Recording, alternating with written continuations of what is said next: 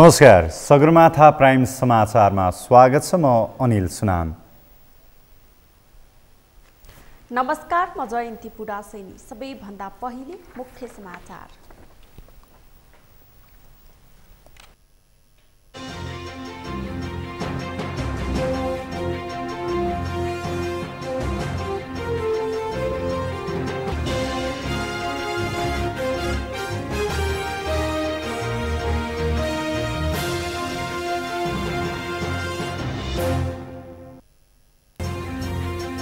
सत्तारूढ गठबन्धन बीच स्थानीय निर्वाचनको तालमेलमा सहमति।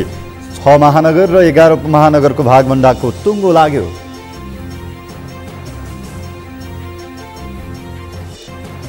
कम्युनिस्ट संघको चुनावी तालमेल अनुचित हुने कांग्रेस महामन्त्री थापाको भनाई। कसैको बैशाखी लिएर हिँड्न आवश्यक नभएको नेता कोइरालाको टिप्पणी।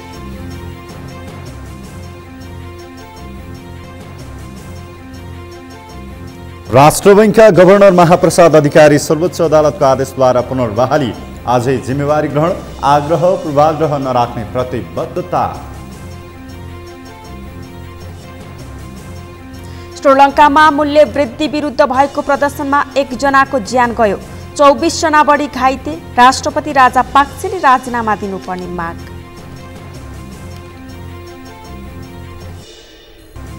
र आइसिसीको T20 अन्तर्राष्ट्रिय वरियतामा नेपाल यथावत 10 T20 अन्तर्राष्ट्रिय खेल मध्ये 1 खेलमा पराजित।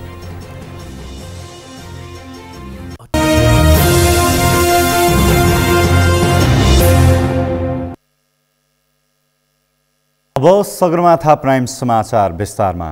सत्तारूढ गठबन्धनको बैठकले 6वटा महानगरपालिका र 11वटा उपमहानगरपालिकाहरूको भागभण्डा टुङ्ग्याएको छ।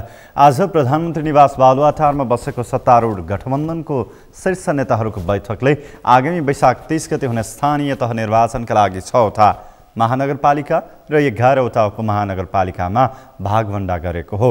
भागभण्डा अनुसार नेपाली कांग्रेसले काठमाडौँ, ललितपुर र विराटनगर महानगरपालिकाको प्रमुख पाएको सञ्चार तथा सूचना प्रविधि मन्त्री तथा सरकारका प्रवक्ता ज्ञानेन्द्र बहादुर कार्कीले बताउनुभयो।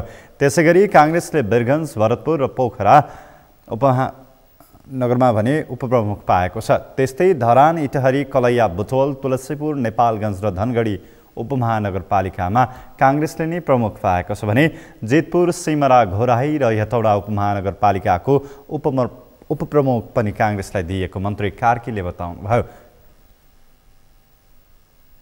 भागभण्डा अनुसार नेकपा माओवादी केन्द्रले भरतपुर महानगरपालिकाको प्रमुख पाएको छ भने ललितपुर महानगरपालिकाको उपप्रमुख पाएको छ।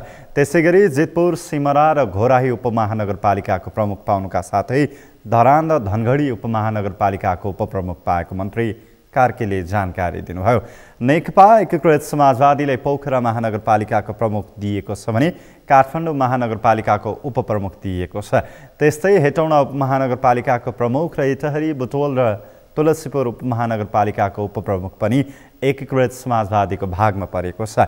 सत्तारूढ जनता समाजवादी पार्टी नेपाललाई वीरगञ्ज महानगरपालिकाको प्रमुख र विराटनगर महानगरपालिकाको उपप्रमुख दिएको छ। त्यस्तै जनकपुर उपमहानगरपालिकाका प्रमुखका साथै कलैया र नेपालगञ्ज उपमहानगरपालिकाको उपप्रमुख पनि जसपा नेपालको भागमा परेको मन्त्री कार्कीले बताउनुभयो।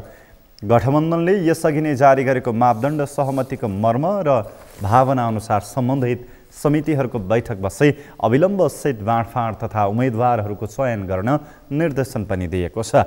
सहमति हुन नसकेका ठाउँहरूमा गठबन्धनभित्रैबाट प्रतिस्पर्धा गर्ने समझदारी बनेको सञ्चार तथा सूचना प्रविधि मन्त्री ज्ञानेन्द्र बहादुर कार्कीले बताउनुभयो।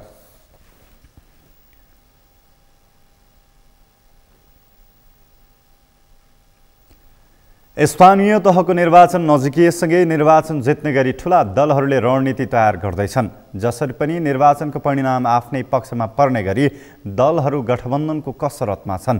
सत्तारूढ दलहरू गठबन्धन बनाएर निर्वाचनमा जाने भएपछि प्रमुख प्रतिपक्षी दल नेकपा एमाले समेत अन्य दलहरूलाई समेटेर तालमेल गरेरै निर्वाचनमा जाने भएको छ। तर केन्द्रमा दलहरूले तालमेलको रणनीति अपनाए पनि कार्यकर्ताहरू भने गठबन्धन गरेर जाने निर्णयको विपक्षमा देखिएका छन्। नरेन्द्र महताराको रिपोर्ट। सरकार सञ्चालनका लागि गठबन्धन गरेका सत्तारूढ दलहरू स्थानीय तहको निर्वाचनमा पनि तालमेल गरेरै जाने गरी तयारी थालेका छन्। महानगर उपमहानगरमा तालमेलको रणनीति बनाएको भए पनि सबै स्थानीय तहमा तालमेल गर्ने योजना भने सफल हुन सकेको छैन। विभिन्न जिल्लामा सिट बाँडफाँडमा कुरा मिल्न नसकेपछि सत्ता गठबन्धनभित्रकै दलहरू प्रतिस्पर्धा गर्ने निर्णयमा पुगेका छन्। स्थानीय तहको सिट बाँडफाँडमा केन्द्रले सहमति गरे पनि स्थानीय तहका नेता तथा कार्यकर्ताहरूले विरोध जनाइरहेका छन्। स्थानीय तहको निर्वाचन नजिकिएसँगै राजनीतिक दलहरू सिट बाँडफाँडमा व्यस्त छन्। 5 दलीय गठबन्धनबीच स्थानीय तह अन्तर्गत देशभरका 6वटा महानगरपालिकामा सहमति भएको छ। काठमाडौँ, ललितपुर र विराटनगर महानगरपालिकामा नेपाली काङ्ग्रेसबाट मेयर, भरतपुर महानगरपालिकामा नेकपा माओवादी केन्द्र, पोखरामा नेकपा एकीकृत समाजवादी पार्टी र वीरगञ्जमा जनता समाजवादी पार्टीले मेयरको साझा उम्मेद्वार बनाउने सहमति भएको छ। केन्द्रमा सहमति हुँदै गर्दा जिल्लामा स्थानीय नेता कार्यकर्ताहरूले भने तालमेलभन्दा प्रतिस्पर्धामा जोड दिएका छन्। केन्द्रमा बनेको सहमतिको विभिन्न जिल्लामा विरोध समेत भएको छ। कास्कीमा त नेपाली काङ्ग्रेसका कार्यकर्ताहरूले पार्टी कार्यालयमा तालाबन्दी नै गरेका छन्। त्यसो त तालमेल गरेर जाने निर्णय गरे पनि सिट बाँडफाँडमा भने गठबन्धनकै दलका नेताहरूको पनि असन्तुष्टि रहेको छ। जिल्लामा हामीले सुनिरहेका छौँ, कतिपय ठाउँमा सहमति गर्दै हुनुहुन्छ, कतिपय ठाउँमा गाह्रो छ। सबै पार्टीले आफ्नो शक्तिको अति मूल्याङ्कन गर्दै, अरूको शक्तिको अवमूल्यन गर्दै, अलि अपमानपूर्ण ढङ्गले व्यवहार पनि गर्दै छाड्नु भएको छ भन्ने रिपोर्ट पनि आइरहेको छ। हामी अपमान सहनका लागि जन्मेका होइन, अपमानको विरुद्धमा विद्रोह गर्नलाई जन्मेका। सत्ता गठबन्धनबीच सिट बाँडफाँडका लागि केही स्थानीय तहमा सहमति जुटे पनि स्थानीय नेता तथा कार्यकर्ताहरूले विरोध जनाइरहेका छन्। सिट बाँडफाँडमा गठबन्धनभित्र असहमति देखिए पनि त्यसले खासै असर नगर्ने नेकपा माओवादी केन्द्रका अध्यक्ष पुष्पकमल दाहालको भनाइ छ। 5 दलीय गठबन्धनभित्र तालमेल गर्दा केही असन्तुष्टि, केही विरोधका स्वरहरू सुनिनु यो लोकतान्त्रिक परिपाटीभित्र स्वाभाविक कुरा हो। तर त्यसले तात्विक फरक केही पनि पार्दैन। पार्टीहरूको गठबन्धनको औपचारिक एउटा डिसिजन भइसकेपछि, संस्थागत निर्णय भइसकेपछि मलाई र हामीलाई के विश्वास छ भने अन्ततः सबै पार्टी र पार्टी पङ्क्ति र जनपङ्क्ति पनि त्यही औपचारिक र संस्थागत निर्णयका पक्षमा नै उभिन्छ। उपमहानगरपालिकाहरूमा धरान, इटहरी, कलैया, बुटोल, तुलसीपुर र धनगढीमा काङ्ग्रेस, जितपुर, सिमरा र घोराईबाट माओवादी, हेटौडामा नेकपा एकीकृत समाजवादीले मेयरको साझा उम्मेद्वार उठाउने सहमति बनेको छ। जितपुर, सिमरा, हेटौडा, घोराईमा काङ्ग्रेसबाट उपमेयर, धरान र धनगढीमा नेकपा माओवादी केन्द्रका उपमेयर, इटहरी, बुटवल र तुलसीपुरबाट नेकपा एकीकृत समाजवादीका उपमेयर र कलैयामा जसपाका उपमेयरका साझा उम्मेद्वार हुने सहमति भएको छ। गठबन्धनलाई जोगाउनका लागि पनि चुनावी तालमेल अनिवार्य रहेको प्रधानमन्त्री तथा नेपाली काङ्ग्रेसका सभापति शेरबहादुर देउबाको भनाइरहेको छ। यो गठबन्धन टुटाउने षड्यन्त्र भइरहेछ नि बेसी।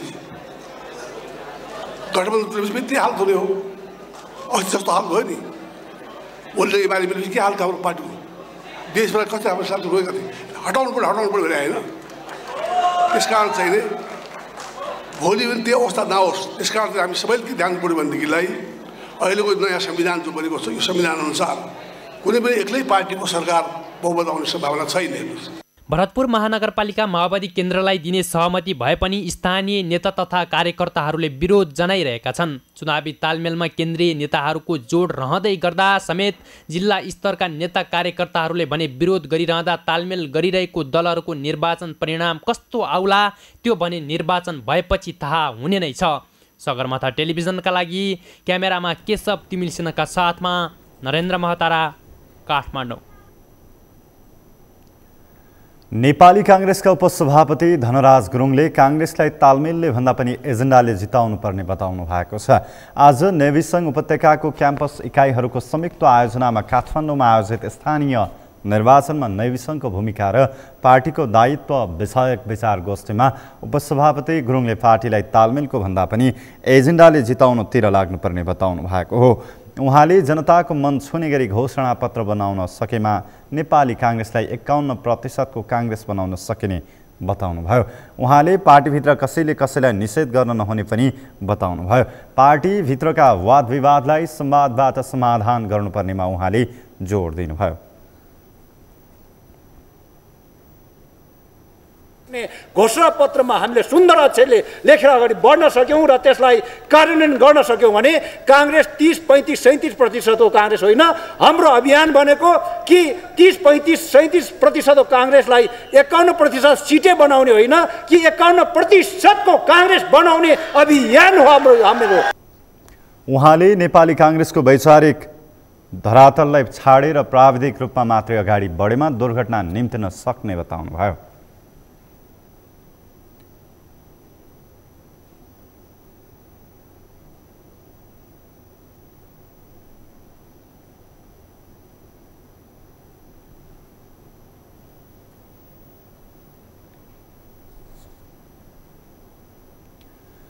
नेपाली काङ्ग्रेसका नेता डाक्टर मेनेन्द्र रिजालले कम्युनिस्ट पार्टी बीचको लडाईँमा काङ्ग्रेस सहभागी बन्न नहुने बताउनु भएको छ।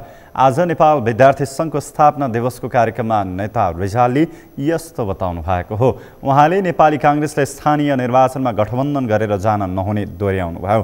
नेता रिजालले स्थानीय निर्वाचनमा राम्रो परिणाम आएको खण्डमा पुनः कम्युनिस्ट पार्टीहरू एकजुट भएर आफ्नो सरकार बनाउने भन्दै उहाँले काङ्ग्रेसले गठबन्धन नगरी स्थानीय निर्वाचनमा भाग लिएको खण्डमा देश दुर्घटनाबाट जोगिने जिकिर गर्नुभयो। नेता रिजालले एक्लै निर्वाचनमा जाँदा काङ्ग्रेसलाई केही सैतकमी आए पनि देशको भलो हुने बताउनुभयो।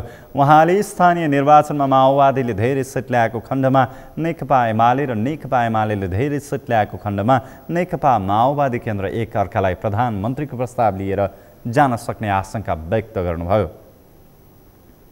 नेता रिजालले नेपाली काङ्ग्रेसले नेपालको राजनीतिमा एकातिर कम्युनिस्ट आन्दोलनको लडाईँ र अर्कोतिर कम्युनिस्ट बोकेर कहिलेसम्म हिँड्ने भन्दै प्रश्न गर्नुभयो।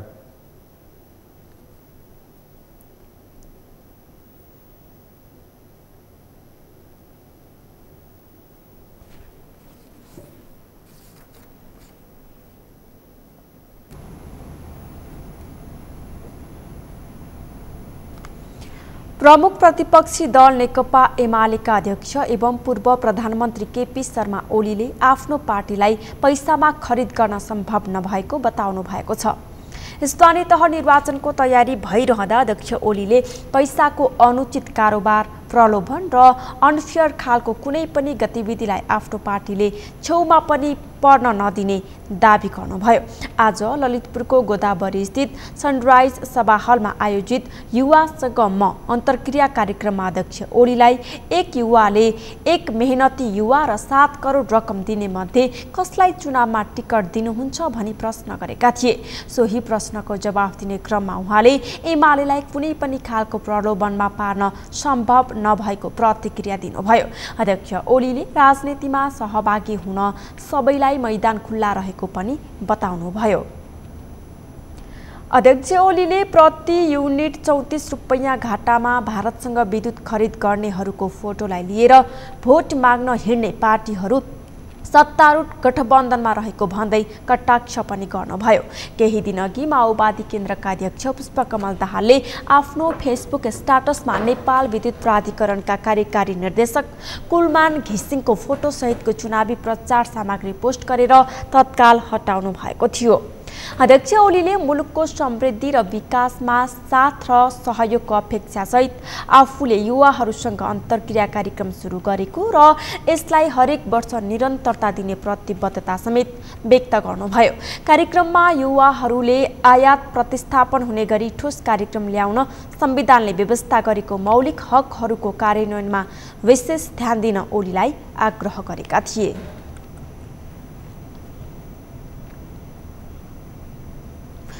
निर्वाचन नजिकैसँगै राजनैतिक दलहरूले घोषणापत्र बनाउनेदेखि विभिन्न सभा समारोह गरिरहेका छन्। मतदाताहरूलाई आफूतिर आकर्षित गर्न दलहरूले असम्भव सपनाहरू समेत बाँड्ने गरेका छन्। मतदाता सङ्ख्यामा युवाहरूको ठूलो जमात रहेको छ। यसपटकको निर्वाचनमा युवाहरूको पनि उल्लेख्य सहभागिता हुने दलहरू बताउँछन्। यसै सन्दर्भमा आज हामीले सगरमाथा जनबोलीमा काठमाडौँमा भेटिएका युवाहरूलाई सोधेका थियौँ, निर्वाचनमा युवाको सहभागिता कस्तो हुनुपर्छ? हेरौँ उनीहरूको भनाई उनीहरूकै शैलीमा।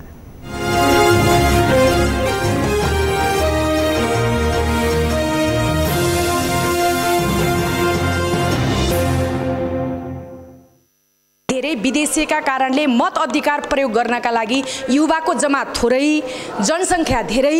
अनि यसमा चाहिँ के भयो भने परापूर्व कालदेखि नै युवा भन्दा चाहिँ बुढ्यौली मान्छेहरूले नेतृत्व गरेका कारणले त्यो मानसिकतामा परिवर्तन ल्याउनका लागि अलिकता गाह्रो भयो। तर नेपाली काङ्ग्रेसको नेतृत्वमा चाहिँ गगन थापा र विश्वप्रकाश उदाउँदै गर्दा चाहिँ अबको युवाको नेतृत्व चाहिँ अपरिहार्य छ भन्ने कुरा चाहिँ प्रष्ट आएको छ र सम्पूर्ण युवाले त्यो कुरालाई बुझेर यो स्थानीय निर्वाचनमा चाहिँ योग्य र परिपक्व, मानसिक, शारीरिक, सृजनात्मक रूपमा परिपक्व भएको नेतृत्वलाई चुन्नेछ जसले देशलाई ड्राइभ गर्न सक्नेछ। युवकले एउटा कालो कोट लगाएको एउटा युवक एउटा कालो चस्मा लगाएर दूरदराजको गाउँमा गएर उसले भन्ने र काठमाडौँमा आएर चाहिँ रेस्टुरेन्टमा बसेर र नेताको घरमा चाकरी गरेको युवकमा फरक हुन्छ।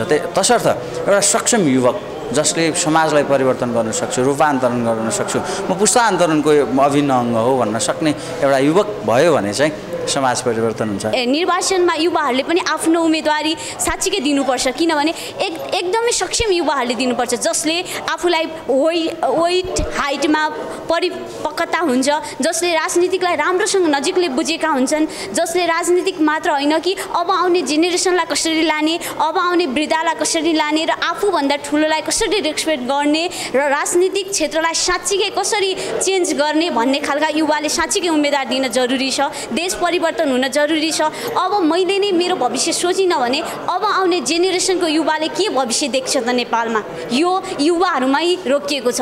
अब यो भनेको म पनि एक युवा हो, मैमा रोकिएको छ कि मेरो भोलि आउने सन्तानलाई म के भविष्य दिन्छु। जबसम्म युवाहरू सक्षम हुँदैनन्, जबसम्म युवाहरूले प्रभावकारी रूपले आफ्ना सोच र चिन्तनाहरूमा परिवर्तन गर्न सक्दैनन्, तबसम्म देश विकासको आधार भनेको बन्न सक्दैन। हामी सुखी नेपाली र समृद्ध नेपालको जुन नारालाई हामीले आत्मसात गरिरहेका छौँ नि, त्यो सुखी नेपाली र समृद्ध नेपालको प्रमुख आधार र खम्बा भनेकै आजका वर्तमान समयका युवाहरू हुन् के। त्यसैले गर्दाखेरि आजको समयमा वर्तमान परिप्रेक्ष्यमा राजनीतिमा युवाको आवश्यक छ। अब कागको हुलमा काग, बकुलाको हुलमा बकुला जस्तो युवाहरूको हुलमा चाहिँ युवा नै हुन्छन्। त्यही भएर चाहिँ अब बालेन शाहको क्यान्डिडेट उहाँले पनि चाहिँ नोमिनेसन हाल्छु भन्नुभएको छ, काठमाडौँको मेयर उठ्छु भन्नुभएको छ। थुप्रै युवाहरू हुनुहुन्छ जो चाहिँ म चाहिँ देशको लागि केही गर्न सक्छु, अनि युवाहरूको भिडमा युवाहरूले नै चाहिँ युवालाई विजय गराएर चाहिँ योपालि चाहिँ एकदम राम्रो भूमिका खेल्नुहुन्छ भन्ने चाहिँ मलाई पुरै विश्वास छ। योभन्दा पहिलाको युवा वर्गभन्दा अहिलेको युवा वर्ग धेरै सचेत छौँ हामी। अहिलेका युवा वर्ग त्यो भएको कारणले गर्दाखेरि सक्षम एउटा दक्ष एउटा जे भन्छ नि दक्ष जनशक्तिलाई चाहिँ जिताउँछ भन्ने मैले आशा गरेको छु। सही उम्मेदवारलाई छानेर आफ्नो भोटको सही सदुपयोग गर्न सक्नु पर्यो र त्यसपछि चाहिँ गाउँ गाउँ सहर सहर गल्ली गल्ली ठाउँ ठाउँ गएर युवाहरूले व्हिच बेस्ड उम्मेदवार कुन उम्मेदवार सही छ र कसलाई हामीले भोट गर्नुपर्छ। कैयौँ हाम्रो अशिक्षित बुढापाकाहरूले थाहै नपाएको हुन्छ अथवा धेरै मान्छेहरूलाई त जानकारी पनि हुँदैन क्या कुन चाहिँ मान्छे राम्रो हो भनेर। त्यही भएर कुन चाहिँ मान्छे राम्रो हो र कुन चाहिँलाई भोट दिँदाखेरि हामीले आफ्नो भोटिङ राइटको सही सदुपयोग हुन्छ भन्ने कुराको पनि जनचेतना फैलाउनु पर्यो। हाम्रो होइन, राम्रो मान्छेलाई चुनाव जिताउनुपर्छ र त्यसपछि प्रजातान्त्रिक आचरण भएको व्यक्तिलाई हामीले निर्वाचनमा चाहिँ विजय गराउनुपर्छ भन्ने कुराहरू चाहिँ मलाई लाग्छ। र आज नेपाल विद्यार्थी सङ्घको 53औं स्थापना दिवसको अवसरमा पनि परिवर्तन पक्षधर नेपाली काङ्ग्रेसभित्रै पनि परिवर्तन पक्षधर साथीहरू हामी एक भएका छौँ। एक भएर आज हाम्रो भेला भएको छ जसमा शेखर कोइराला, गगन थापा, बद्री पाण्डे लगायत एउटा चाहिँ नेपाली आम नागरिकले रुचाएका र युवाले रुचाएका नेताहरूको समूहको प्रतिनिधित्व गर्ने टिम आज हामी यहाँ छौँ।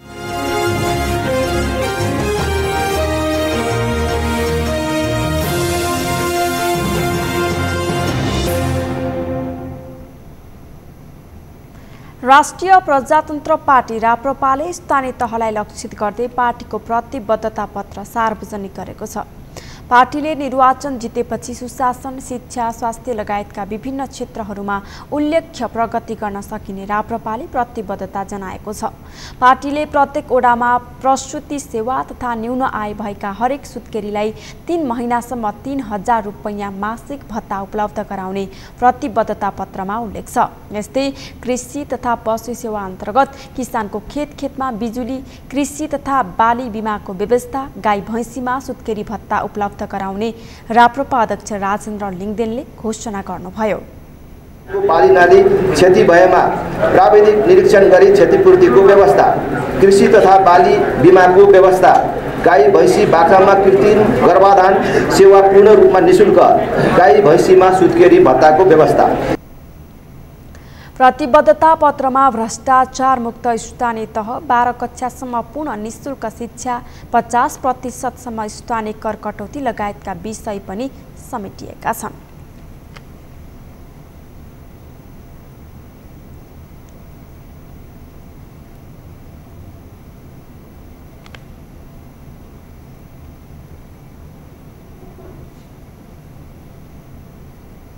सगरमाथा प्राइम समाचारमा एकैछिन विश्रामपछि राष्ट्र बैंकका गभर्नर महाप्रसाद अधिकारी सर्वोच्च अदालतको आदेशद्वारा पुनर्बहाली, आजै जिम्मेवारी ग्रहण, आग्रह पूर्वाग्रह नराख्ने प्रतिबद्धता। WHO महानिर्देशक डाक्टर टेड्रोस 3 दिने नेपाल भ्रमणका लागि भोलि आउँदै, राष्ट्रपति, प्रधानमन्त्री तथा विशिष्ट व्यक्तिहरूसँग भेटवार्ता गर्ने। र वैशाख 11 गतेदेखि उपत्यकामा मेलम्चीको पानी वितरण गर्ने सरकारको तयारी, पानी प्रशोधन लगायतका काम गर्न मन्त्री चौधरीले निर्देशन दिए।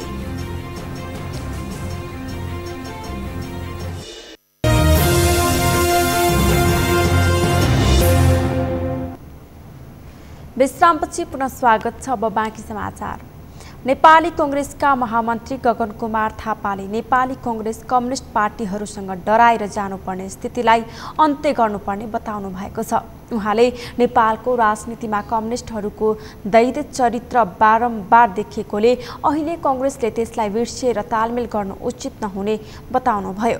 महामन्त्री थापाले कांग्रेससँग रहेका 32 लाख मतदाता भन्दा माथि बढाउन नसक्ने सोचाइ राखेर अघि बढ्ने हो भने हरेक पटक नेपाली कांग्रेस कम्युनिस्टहरूसँग डराएर बस्नुपर्ने बाध्यता सिर्जना हुने बताउनुभयो। उहाँले यदि सबै क्षेत्रमा कांग्रेस हार्छ भन्ने सोचाइले अघि बढेमा बारम्बार कम्युनिस्ट पार्टीहरूले तर्साउने बताउनुभयो।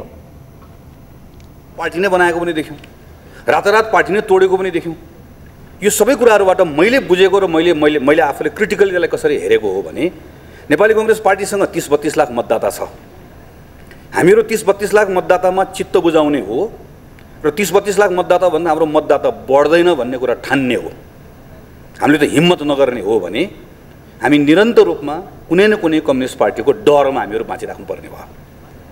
हामी अहिले डराउने भयौँ। अहिले हामीले सँगसँगै लिएर हिँडेनौँ भने अर्को कम्युनिस्ट पार्टीसँग मिलिन्छ कि डराउने भयौँ। अब यो चुनाव त सकौँला। यो चुनाव सकेपछि फेरि ठुलो चुनाव आउँछ। ठुलो चुनावमा झन् तर्साउने भए। महामन्त्री थापाले कुनै पनि ठाउँमा तालमेल गर्ने कि नगर्ने भनेर निर्णय गर्ने हक र अधिकार महानगर र उपमहानगरको सम्बन्धमा केन्द्रीय समितिसँग भएको र बाँकी सबै ठाउँको अधिकार जिल्ला र त्यो भन्दा तल तहका दिएको बताउनुभयो। ढिलो चाँडो नेपालका कम्युनिस्टहरू एक हुने भन्दै महामन्त्री थापाले नेपालका सबै कम्युनिस्टहरू एकै ठाउँमा हुँदा पनि एक्लै चुनाव लड्न सक्ने कांग्रेस बनाउने आफ्नो लक्ष्य रहेको बताउनुभयो।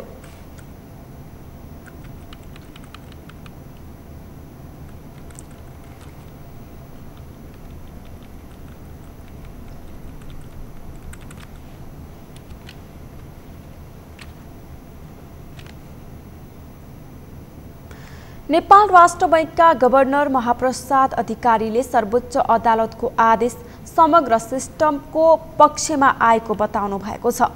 मंगलबार सर्वोच्च अदालतको आदेशबाट निलम्बन फुकुवा भएसँगै आफ्नो पदीय जिम्मेवारी सम्हाल्न आज राष्ट्र बैंक पुग्नुभएका गभर्नर अधिकारीले पत्रकारहरूसँग कुरा गर्दै सर्वोच्च अदालतको आदेश समग्र सिस्टमको पक्षमा आएको बताउनु भएको हो। उहाँले निलम्बन पछिका दिनमा आफ्नो पक्षमा भन्दा पनि समग्र प्रणालीका पक्षमा बोलिदिनेहरूप्रति आभार व्यक्त गर्नुभयो। सर्वोच्चको अल्पकालीन अन्तरिम आदेश प्रणालीको पक्षमा आएको भन्दै गभर्नर अधिकारीले आगामी दिनमा आउने आदेश पनि आफ्नो पक्षमा आउने आशा व्यक्त गर्नुभयो।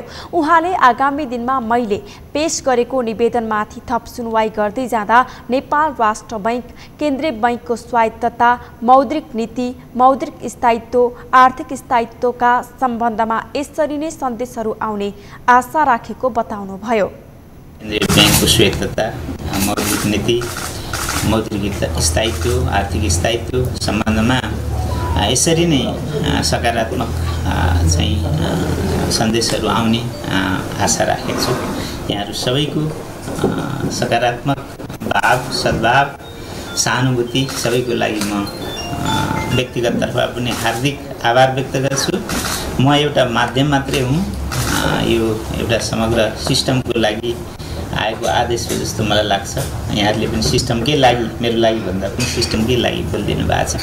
त्यसको लागि म पुनः सबैलाई धन्यवाद र आभार व्यक्त गरेर म आफ्नो जिम्मेवारीमा फर्कन चाहन्छु।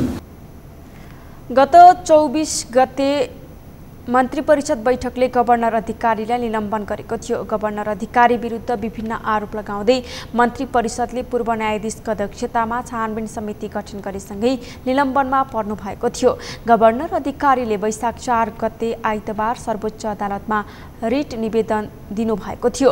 गभर्नर अधिकारीको निवेदनमा सुनवाई गर्दै न्यायाधीश हरिप्रसाद फुयालको इजलासले सरकारको निर्णय कार्यान्वयन नगर्न र गभर्नरका रूपमा काम गर्न दिन मङ्गलबार अल्पकालीन अन्तरिम आदेश जारी गरेको थियो।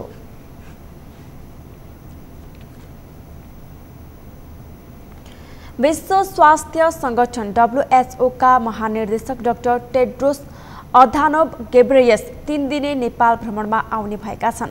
स्वास्थ्य तथा जनसङ्ख्या मन्त्री विरोध खतिवडाको निमन्त्रणामा गेब्रेयसले यही वैशाख 8 देखि 10 गतेसम्म नेपालको भ्रमण गर्ने भएका हुन्। महानिर्देशकका साथ WHO का दक्षिण पूर्व एसिया क्षेत्रीय कार्यालयका क्षेत्रीय निर्देशक डाक्टर पूनम खेत्रपाल र WHO का अन्य अधिकारीहरू रहने परराष्ट्र मन्त्रालयले जनाएको छ। राष्ट्रपति विद्यादेवी भण्डारी, प्रधानमन्त्री शेरबहादुर देउवा र राष्ट्रिय सभाका अध्यक्ष गणेश प्रसाद तिमिल सिन्हासँग भ्रमणका क्रममा डाक्टर टेड्रोसले बेग्ला बेग्लै शिष्टाचार भेट गर्ने कार्यक्रम रहेको छ।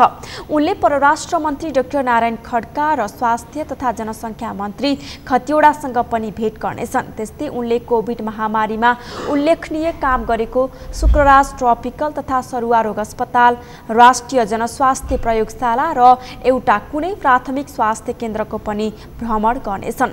यो बाहेक नेपालले कोभिड नियन्त्रणका लागि गरेका अन्य कामका साथै खोप कार्यक्रमबारे पनि उनलाई जानकारी दिनेछ। डाक्टर टेड्रोस अहिले भारतको भ्रमणमा छन्। उनी भारतबाट सिधै नेपाल आउन लागेका हुन्।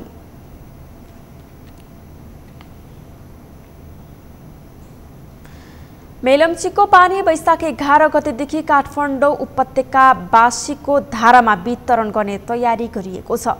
खानेपानी मन्त्री उमाकान्त चौधरीको निर्देशनपछि आयोजनाले पानी वितरणको तयारी थालेको हो। पानी प्रशोधन लगायतका काम गर्न मेलम्ची आयोजनासहित सरकारवाला निकायलाई मन्त्री चौधरीले निर्देशन दिनुभएको थियो।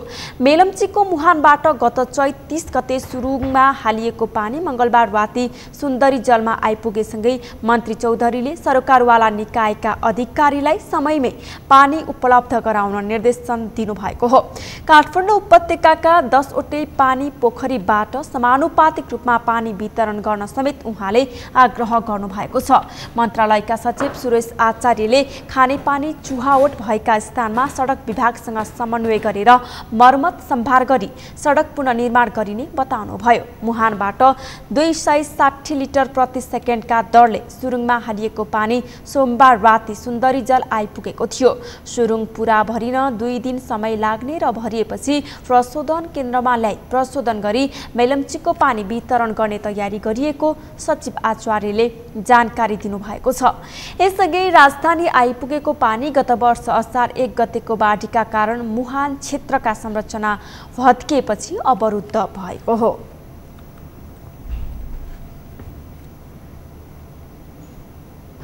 बहुक्षेत्रीय प्राविधिक तथा आर्थिक सहयोगका लागि बङ्गाल खाडीको प्रयास बेमेस्टेक ऊर्जा मन्त्रीहरूको तेस्रो बैठक सम्पन्न भएको छ।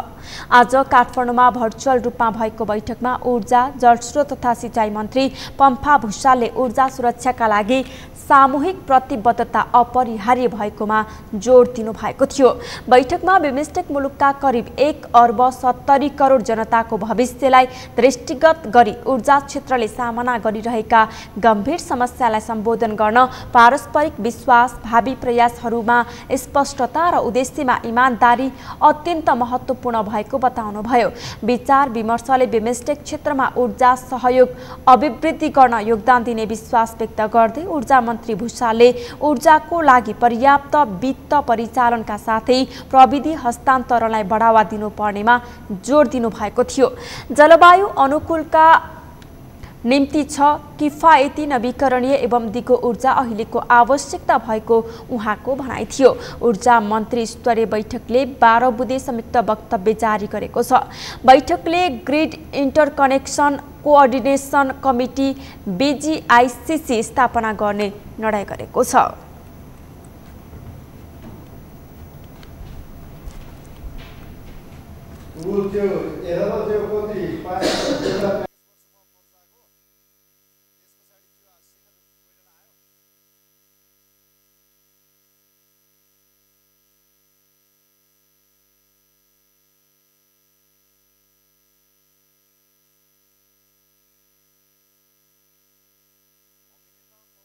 विरुद्धको जबरजस्ती कराउने मुद्दामा नाबालिग गायिकाले अदालतमा बयान फेरेकी छन्। जिल्ला अदालत तनहुँमा बगपत्र दिने क्रममा उनले यसअघिको जाहेरीमा उल्लेखित विवरणहरू सत्य नभएको बताएकी हुन्। उनले आफूलाई बलात्कार नभएको बताउँदै प्रभाव र दबावमा परेर त्यस्तो आरोप लगाएको अदालत समक्ष बताएसँगै पल शाह प्रकरणले नयाँ मोड लिएको छ। यसबाट पीडित पक्ष पनि कारबाहीको दायरामा आउन सक्ने देखिएको छ। प्रिन्स मिश्रको रिपोर्ट। कलाकार पल शाह विरुद्ध जबरजस्ती कराउनेको मुद्दा दायर गरेकी नाबालिग गायिकाले अदालतमा बयान फेरेको समाचार सार्वजनिक भएसँगै पल शाह प्रकरणले नयाँ मोड लिएको छ। तनहुँ जिल्ला अदालतको श्रेष्ठदार मीनबहादुर कुँवरका अनुसार पीडित नाबालिगले अदालतमा बकपत्र गर्ने क्रममा आफूले विभिन्न व्यक्तिहरूको उक्साहतमा जाहेरी दिएको तर आफूमाथि करणी नभएको बयान दिएकी हुन्। केही साताअघि अभिनेता पल शाह विरुद्ध उनले तनहुँ र नवलपुर अदालतमा बलात्कारको मुद्दा दायर गरेकी थिइन्।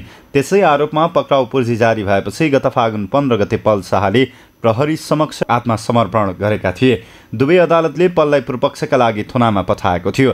गत वैशाख 4 गते जिल्ला अदालत तनहुँमा बयानको क्रममा पीडित पक्षले प्रहरीले जबरजस्ती आफूहरूलाई हस्ताक्षर गर्न लगाएको तथा उजुरी दिनका लागि दबाब दिएको भन्दै बयान दिएका छन्। श्रेष्ठदार कुँवरका अनुसार पीडित नाबालिगका पिताले पनि बयान फेरेका छन्। उनले छोरी पर बलात्कार नभएको तथा विभिन्न सङ्घ संस्था एवं व्यक्तिको उक्साहतमा जाहेरी दिएको बयान दिएका छन्। नाबालिकाका पिताले आफूलाई प्रलोभनमा पारेर जाहेरी दिन लगाएको बकपत्र गरेका छन्। कानुन अनुसार करणी विरुद्ध परेको जाहेरीमा जाहेरी दिने व्यक्तिले मुद्दा खारेज गर्न खोजे पनि मुद्दा भने प्रभावित हुन सक्दैन। नाबालिका भनेकी गायिका समीक्षा अधिकारी होस्टाइल भइन् भन्ने जुन अहिले चर्चा परिचर्चा चाहिँ नि भइरहेको छ, उनी होस्टाइल हुँदैमा मुद्दा प्रभावित चाहिँ नि हुँदैन र प्रतिवादीले उन्मुक्ति पाउने अवस्था चाहिँ नि हुन्छ जस्तो मलाई लाग्दैन। किनभने 18 वर्ष उमेरका चाहिँ नि केटीलाई जबरजस्ती उसको सहमतिमा जबरजस्ती गरे पनि कानुन आकर्षित हुन्छ। यहाँ त महत्त्वपूर्ण कुरा के छ भन्दाखेरि नाबालकको हकमा मात्र होइन, 18 वर्ष उमेर पुगेको 18 वर्षभन्दा तल उमेर पुगेको चाहिँ नि केटीलाई पनि जबरजस्ती करनी उसको सहमतिमै जबरजस्ती करनी गरेमा तपाईँको जबरजस्ती करनी गरेको ठहर छ।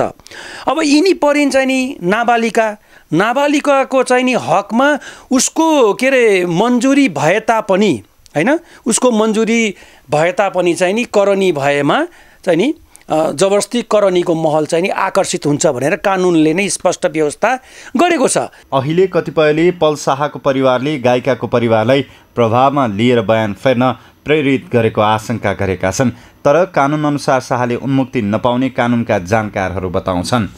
जाहेरी दरखास्तको व्यवहारलाई खण्डित हुने गरी बकपत्र गर्दैमा चाहिँ के छ भने मुद्दा स्वतः समाप्त हुने होइन या प्रतिवादीले मुद्दा चाहिँ स्वतः जित्ने भन्ने हुँदैन। यदि अरू थप प्रमाणहरूले अरू इन्डिपेन्डेन्ट एभिडेन्सहरूले प्रतिवादीको चाहिँ दोष सिद्ध भइरहेको छ, उसको चाहिँ ऊ गिल्टी हो भन्ने कुरा देखिन्छ, अरू इन्डिपेन्डेन्ट एभिडेन्सले पनि कोरोबोरेट गरिरहेको छ कि होइन प्रतिवादी दोषी छ भन्ने कुरा देखिन्छ भने खालि चाहिँ के छ भने त्यो बकपत्र फरक पर्यो भन्ने आधारमा मात्रै चाहिँ सफाई हुँदैन। त्यो कुरामा चाहिँ हाम्रो सर्वोच्च अदालतले खास गरेर यो जबरजस्ती करणीको मुद्दामा सिरिज अफ चाहिँ नजिरहरू स्थापित गरेको छ। पीडितको बयान फेरिएसँगै मुद्दा उप नयाँ ट्विस्ट आएको छ। यद्यपि यस्ता मुद्दामा कानुनत दोषीले उन्मुक्ति पाउन नसक्ने व्यवस्था छ। सगरमाथा टेलिभिजनका लागि क्यामेरामा सन्तोष अङ्कितको साथमा प्रिन्स मिश्रको रिपोर्ट।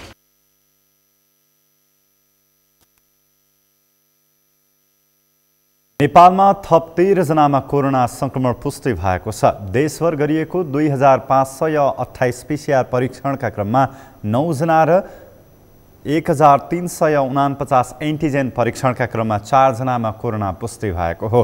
कोरोनाका कारण बुधबार पनि कसैको मृत्यु नभएको स्वास्थ्य मन्त्रालयले जनाएको छ। त्यस्तै थप 25 संक्रमित कोरोना मुक्त भएका छन्।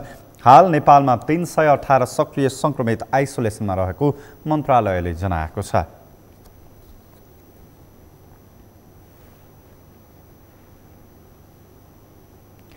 देशकै राजधानी सहर काठमाडौँको सडकहरूमा फोहोर फाल्न पर्याप्त डस्टबिन छैनन्। त्यसमाथि कतिपय स्थानमा भएका डस्टबिनको प्रयोग नगरी सर्वसाधारणले जथाभावी फोहोर मिल्काउँदा सडकमा जताततै फोहोरको डङ्गोर थुप्रने गरेको छ। जथाभावी फोहोर फाल्ने यो क्रम बढ्दै जाँदा दुर्गन्ध फैलने मात्र होइन, सहरको सौन्दर्य समेत हराउँदै गएको छ। मेनुका लम्सालको रिपोर्ट।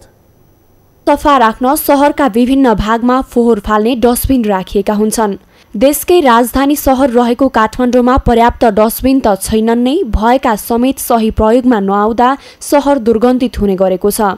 सडक सफा राख्न पर्याप्त मात्रामा डस्टबिन राखिनुपर्ने भए पनि काठमाडौँका धेरै स्थानमा डस्टबिन छैनन्। डस्टबिन नहुँदा आम सर्वसाधारणले जताततै फोहोर फाल्दा सहरको सौन्दर्यता हराएको सर्वसाधारणको गुनासो छ।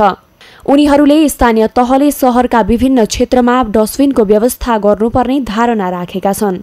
डस्टबिनहरू केही ठाउँ नभएको त होइन, केही ठाउँमा डस्टबिनहरू पनि छ छन चाहिँ, तर डस्टबिनहरू हुँदै गर्दा पनि कतिपय ठाउँमा चाहिँ प्रचार प्रसारको अभावले गर्दाखेरि अलिक प्रयोग पनि नभएको हो कि जस्तो लाग्छ। तर अलिकति जुन हुनुपर्ने ठाउँमा त्यो पनि अझै देखिरहेको छैन। जस्तो कुनै हस्पिटल एरिया भयो, त्यसपछिबाट स्कुल एरिया भयो, जहाँ अलिक मान्छेको बढी भिडभाड हुन्छ, त्यो ठाउँमा चाहिँ अलिकति नभएको हो कि जस्तो लाग्यो। त्यो ठाउँमा चाहिँ महानगरले पहिला डस्टबिन राखेर तर यहाँ छ है भनेर एउटा चाहिँ पब्लिकलाई पनि त्यो कुरा थाहा भयो भनेदेखि चाहिँ अलिक राम्रो हुन्छ जस्तो लाग्छ। जस्तो यहाँ देखिरहनु भएको छ अगाडिको डस्टबिन यही छ, तर यहाँ मान्छेले चाहिँ फोहोर त्यतै जथाभावी फालिरहेको अवस्था पनि छ। र यो फोहोरको चाहिँ अलिकति फोहोर कस्तो ठाउँमा फाल्ने भनेर चाहिँ अलिकति हामी चेतना पनि कमी भएको र चाहिँ यहाँ फोहोर चाहिँ जथाभावी फाल्नु हुँदैन है भनेर चाहिँ नगरपालिकाले पनि खबरदार नगरेको हो कि जस्तो लाग्छ। ठिक छ, यो ठिक छ भने पनि यो पनि के गर्नु भने अलिक अब यो डस्टबिन साँच्चै राख्ने हो भने यसको लागि चाहिँ ठाउँ ठाउँमा कति मिटरको दूरीमा त्यो राख्नु पर्यो र त्यसपछि यसलाई चाहिँ फलोअप गर्नु पर्यो होइन। भरिपछि कहिले ओसार्ने, यता फालिया भरिया हुन्छ यता फालिया हुन्छ होइन। त्यहाँदेखि भरिपछि के व्यवस्था गर्ने, यसको चाहिँ मर्म सम्हार बिग्रिरहेको छ बाहिर भने त्यो खोल बनाउने, यसको लागि चाहिँ त्यो पनि मेन्टेनेन्स गर्ने, फलोअप गर्ने, सफाइ गर्ने र कति दूरीमा राख्ने त्यो पनि गर्दा राम्रो हुन्थ्यो। अब आउने नयाँ नगरपालिका प्रमुखहरूले गर्लान् होइन, यो मान्छेहरूले जति गरे। अब हामीमा पनि एउटा अवेरनेस आउनु पऱ्यो, फोहोर फाल्ने यो ठाउँमा राख्नुपर्छ भन्नु पऱ्यो। सकेसम्म आफ्नो पकेटलाई नि डस्टबिन बनाऊ भन्छौँ हामी त होइन। यो पनि भरेर उठाउने मान्छे कोही हुँदैन, भरेर जताततै ठगिरहेको हुन्छ। काठमाडौँका धेरै स्थानमा डस्टबिन नभए पनि केही स्थानमा भने छन्, तर त्यसरी राखिएका डस्टबिनहरूको पनि सही प्रयोग हुन सकेको छैन। काठमाडौँ महानगरले 3 करोडको लगानीमा उपत्यकाका विभिन्न 70 ठाउँमा स्मार्ट डस्टबिन राखिएको छ, तर ती डस्टबिनको समेत सही प्रयोग हुन सकेको छैन। आम नागरिकमा चेतनाको कमी हुँदा यस्ता डस्टबिनहरू प्रयोगविहीन हुने गरेको महानगरपालिकाले जनाएको छ। हामीले भन्न पनि सकेन, त्यो प्रयोगमा पनि त्यति ल्याउन सकिरहेको छैन। कमजोर त्यसमा हाम्रो यो प्रचार प्रसारको कमी रह्यो। अब त्यसलाई अझ चाहिँ के भन्दा त्यस्ता खालको चाहिँ डस्टबिनहरू अति आवश्यक छ, ठाउँ ठाउँमा चाहिन्छ। किनभने हामी चिङ्गम खान्छौँ, त्यसको चाहिँ खोल फालिदिन्छौँ, चक्लेट खान्छौँ, चाउचाउ खान्छौँ, अन्य धेरै कुराहरू हामीले ड्राई फुडदेखि लिएर तयारी चिजहरू हामी खान्छौँ र प्लास्टिक हामी सडकमै फालिदिन्छौँ होइन। त्यसले गर्दाखेरि सडकमा जहिले पनि चाहिँ फोहोर मात्र देखियो कारणले अब सडकमा कुनै पनि सिन्का पनि नखसोस् अथवा प्लास्टिक कुनै एक टुक्रा पनि नझरोस् भन्ने हिसाबले त्यो राखियो हो, तर त्यसको प्रयोगमा चाहिँ कमी कमजोरी भइरहेछ। अब त्यसलाई सुधारेर अगाडि बढ्नुपर्छ। पर्याप्त मात्रामा महानगरले डस्टबिनको व्यवस्था गर्न नसकेको स्वीकार गर्दै महानगरले सबैजसो स्थानमा चाँडै नै डस्टबिन राख्ने योजना बनाएको जनाएको छ। हामीले सिटीभरि जम्मै डस्टबिनहरू चाहिँ व्यवस्थापन गर्छ, जस्तै कुहिने नकुहिने प्लास्टिक सिसी होइन। अब हामी विदेशमा जाँदाखेरि हामी हेर्छौँ नि, देख्छौँ नि हैन सिसी कहाँ राख्ने क्यानको चाहिँ बक्स कहाँ राख्ने यो सबै व्यवस्थित गरेर सबै चाहिँ चोकमा चाहिँ यो राख्नुपर्छ। हाम्रो चाहिँ अहिले चाहिँ यो चाहिँ डस्टबिन चाहिँ नभएकै जस्तो अवस्थामा छ। डस्टबिन हाम्रो छैन अहिले हैन, जसको कारणले सरफोर भइरहेछ हैन। अब हामीले चाहिँ कुनै चाहिँ एउटा प्लास्टिकको सामान लिएर चाहिँ यदि हामीले प्रयोग गर्ने हो त्यो प्लास्टिक कहाँ फाल्ने त चाहियो हैन। सधैँ त अब सबैले झोलामा बोकेर ल्याउन सक्दैनौँ। त्यसकारण यो सहरभरि हैन यो खालको यो अहिले भनेको चाहिँ यो लाइट टाइपको भयो, त्यो चाहिँ अलिकति यो सानातिनाको अरू चाहिँ हेभी टाइपको जस्तै क्यान सिसी प्लास्टिक कुहिने नकुहिने इत्यादि तीन चारवटा यदि हामीले त्यो डस्टबिन त्यसरी व्यवस्थापन चाहिँ गर्नुपर्छ। यो चाहिँ अहिले चाहिँ डस्टबिन विहीनको चाहिँ सहर भएको छ, यो अलिक कमजोरी पनि भइरहेछ। काठमाडौँ उपत्यकामा फोहोर व्यवस्थापन समस्याका रूपमा रहँदै आएको छ। कतिपय स्थानमा दुर्गन्धका कारण मानिसहरूलाई हिँडडुल गर्न समेत समस्या हुने गरेको छ। फोहोर यत्रतत्र फाल्ने समस्याको अन्त्य गर्न आम सर्वसाधारणमा जागरण ल्याउन तथा पर्याप्त मात्रामा फोहोर फाल्ने डस्टबिनको व्यवस्था गर्न आवश्यक छ। सगरमाथा टेलिभिजनका लागि क्यामेरामा केशव तिमल सिन्हाका साथमा मेनुकालम साल, काठमाडौँ। सगरमाथा प्राइम समाचारमा पालो भएको छ विश्रामको विश्रामपछि। श्रीलङ्कामा मूल्यवृद्धि विरुद्ध भएको प्रदर्शनमा 1 जनाको ज्यान गयो, 24 जना बढी घाइते। राष्ट्रपति राजपक्षले राजीनामा दिनुपर्ने माग।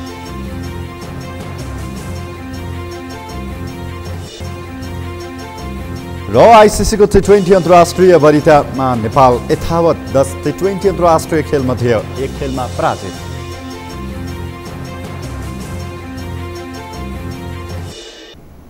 समाचारको अन्त्यमा मुख्य समाचार फेरि एकपटक। सत्तारूढ गठबन्धन बीच स्थानीय निर्वाचनको तालमेलमा सहमति। 6 महानगर र 11 उपमहानगरको भागवण्डाको टुङ्गो लाग्यो।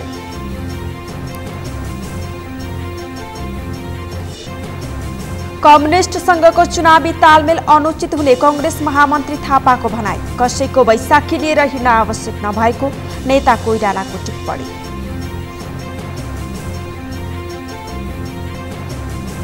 राष्ट्र बैंकका गभर्नर महाप्रसाद अधिकारी सर्वोच्च अदालतको आदेशद्वारा पुनर्बहाली। आजै जिम्मेवारी ग्रहण, आग्रह पूर्वाग्रह नराख्ने प्रतिबद्धता।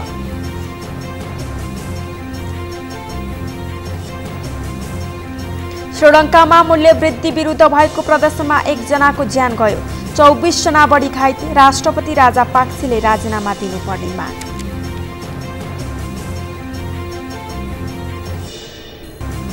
र आइसिसीको T20 अन्तर्राष्ट्रिय वरियतामा नेपाल यथावत 10 T20 अन्तर्राष्ट्रिय खेलमध्ये 1 खेलमा पराजित।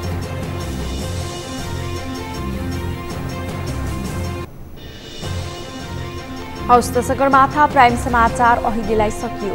तपाईँ समाचार बुलेटिनका साथै सगरमाथा टेलिभिजनका सम्पूर्ण कार्यक्रम www.sagarmatha.tv मा पनि पढ्न र हेर्न सक्नुहुनेछ। साथै युट्युबमा youtube.com/sagarmatha TV नेपालमा हेर्न सक्नुहुनेछ। तपाईँ हामीलाई फेसबुकमा पनि facebook.com/stv नेपालमा फलो गर्न सक्नुहुनेछ। समाचारको शिखर नेपालको गौरव, नेपालको पहिलो न्युज च्यानल सगरमाथा टेलिभिजन हेर्दै गर्नुहोला। नमस्कार।